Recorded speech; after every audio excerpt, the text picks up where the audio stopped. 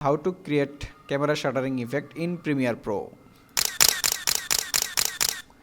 তো তার জন্য আমি কয়েকটি স্থির ইমেজ নিয়ে নিয়েছি। স্থির ইমেজগুলো সবগুলো সিলেক্ট করে মাউসের রাইট বাটন ক্লিক করব। এখান থেকে স্পিড ডিউরেশন থেকে আমরা এটাকে কয়েক ফ্রেম করে দিতে পারি। তো আমি এখানে 7 ফ্রেম করে দিলাম, জাস্ট ওকে।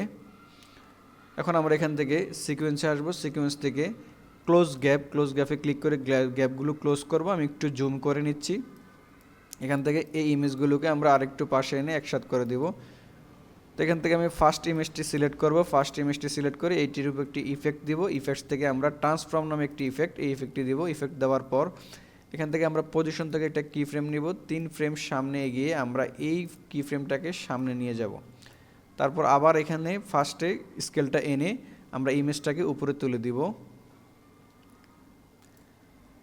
এবার আমি দুইটি কিফ্রেম সিলেক্ট করে রাইট ক্লিক করে এখান থেকে ইজ ইন করে দেব। একটু স্ক্রল করে নিচে আসবো। এখান থেকে শাটার অ্যাঙ্গেলটাকে 360 ডিগ্রি করে দিব।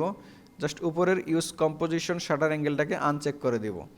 আমরা এই ইফেক্টটি সবগুলো ইমেজে অ্যাপ্লাই করার জন্য এই ইফেক্টটি কপি করে নেব এবং বাকি সবগুলো ইমেজ আমরা সিলেক্ট করে সবগুলো ইমেজের উপরে এই ইফেক্টটি দিয়ে দেব। That's complete. এখন আমরা প্লে করে দেখি।